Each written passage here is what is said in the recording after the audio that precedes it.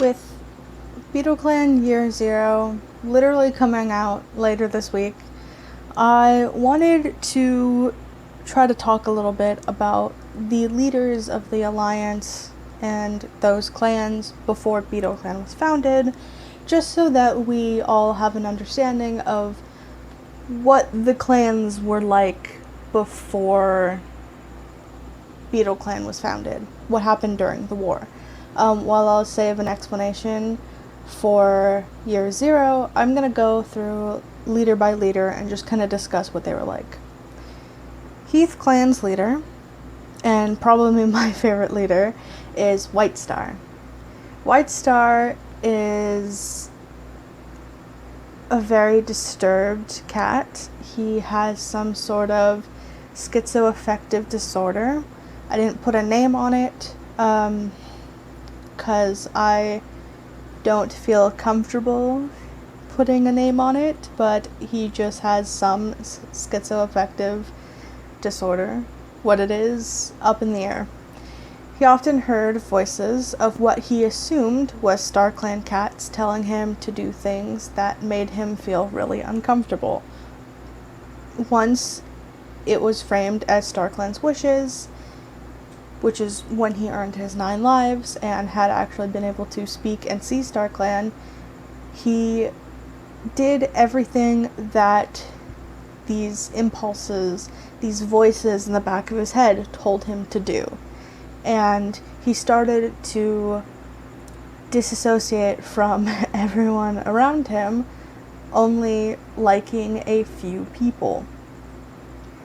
He had a mate in Morning Heart, but it was really just a relationship out of convenience because he was the deputy and then leader, and it felt necessary to have a mate, and he was more interested in having kits because he thought that was a way to also please StarClan.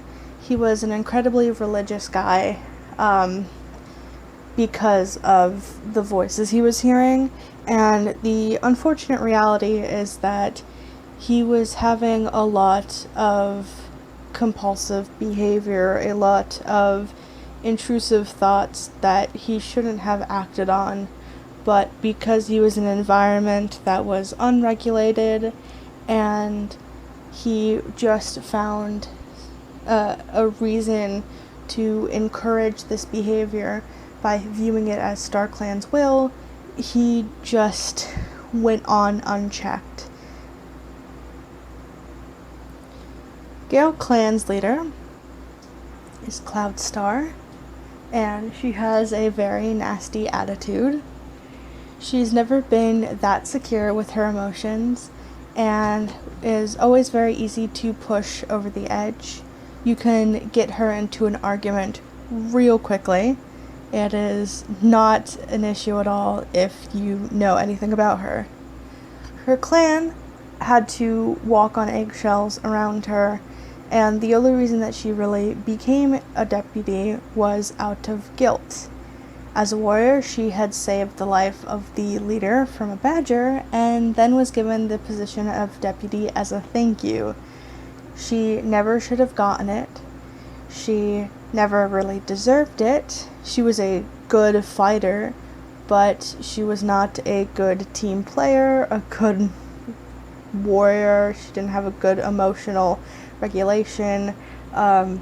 She often got into verbal fights with her clanmates back when she was a warrior, and then being a deputy kind of told her she was on the right path until she became a leader and was like Whitestar in a way, just unchecked and allowed to have free reign of her own mental issues that could have been, if given help and a good support system and intervention early on, could have led to better, more positive and safe outcomes for everyone.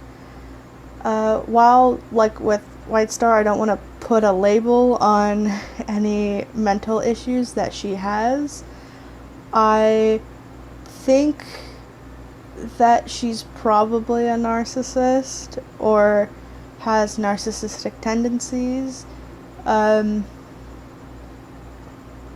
don't want to outright say that she is, because she's a fictional character. I haven't put that much thought into it. There could be many reasons, many other things that this could be, but the point is that she is very controlling and very aggressive, which we will hear in Year Zero, and I don't mind giving a little spoiler for it, that the war started particularly between Heath Clan and Gale Clan, and you could see why these two clans started to butt heads with Whitestar and Cloudstar, two mentally ill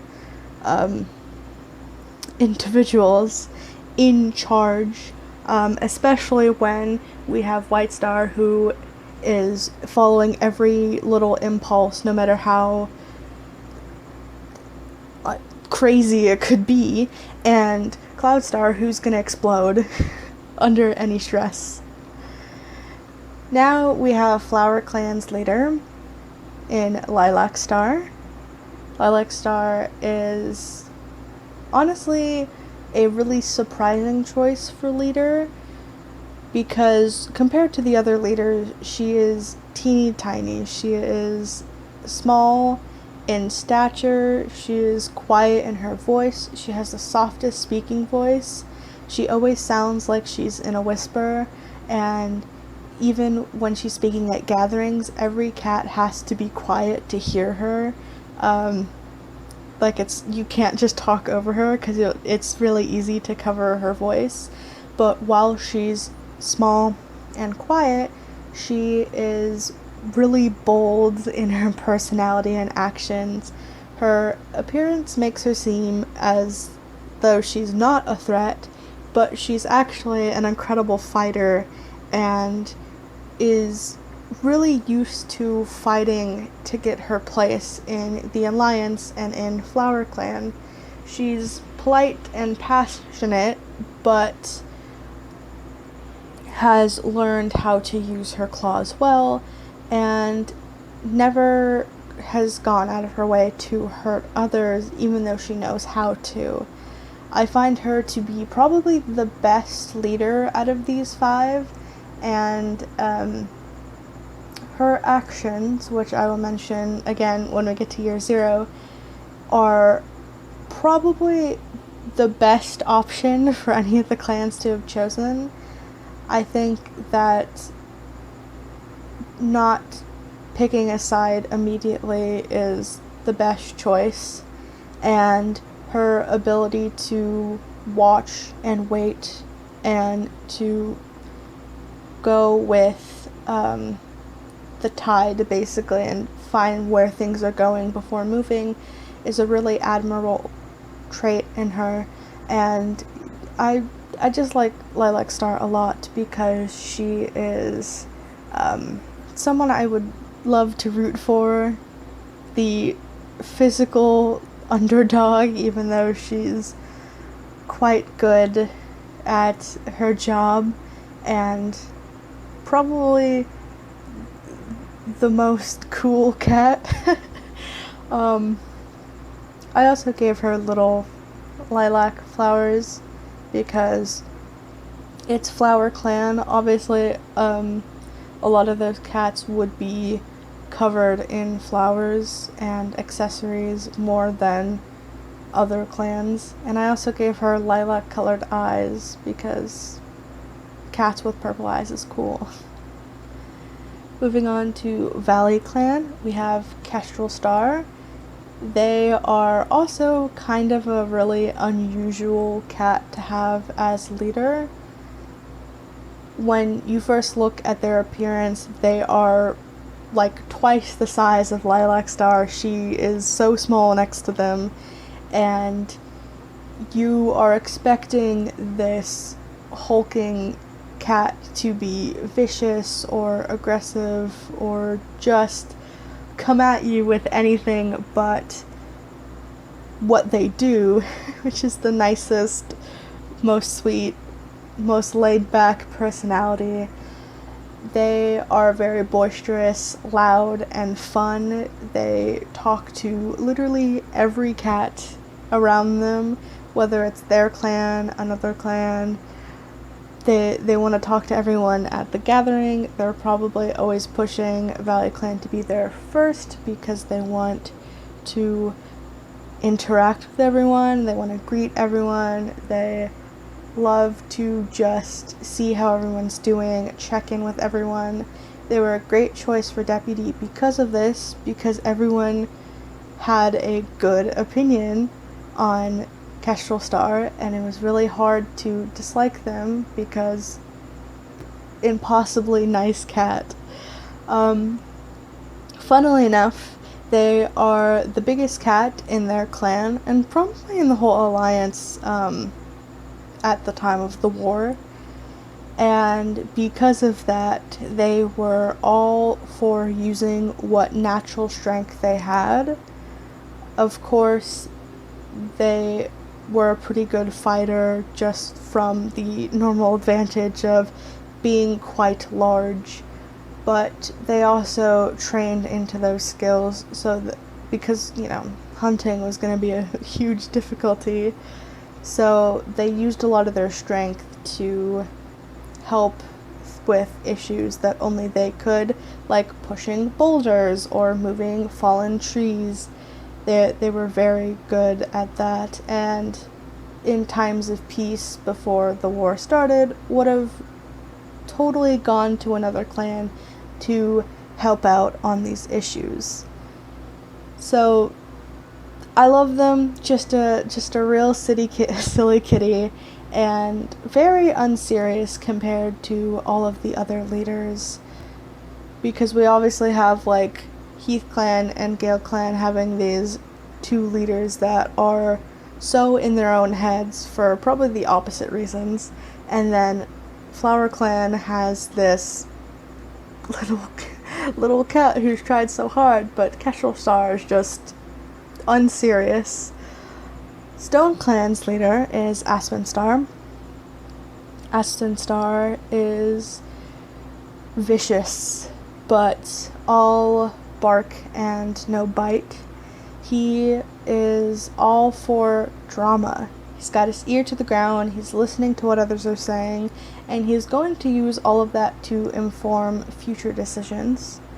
While he puts most of what he learns to good use, like when he remembers a cat's favorite prey or their best skills, a lot of this information he uses against them in the future. He's pretty vindictive about it, but quite harmless. He's not even a fighter, he's mostly a hunter. He's not really that interested in going toe-to-toe with any cats in a physical fight, but maybe just a verbal one.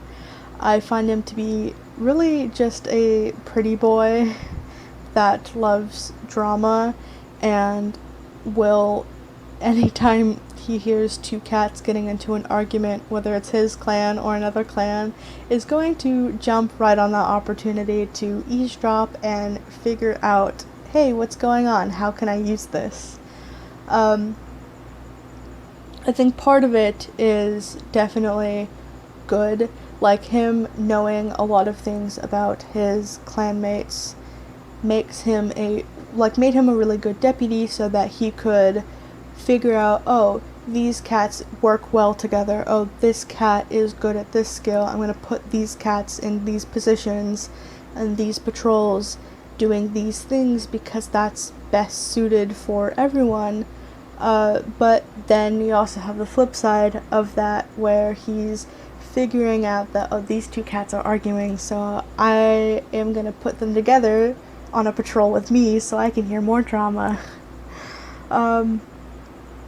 Yeah, that's about all for the 5 leaders. If you enjoyed this, thanks for watching.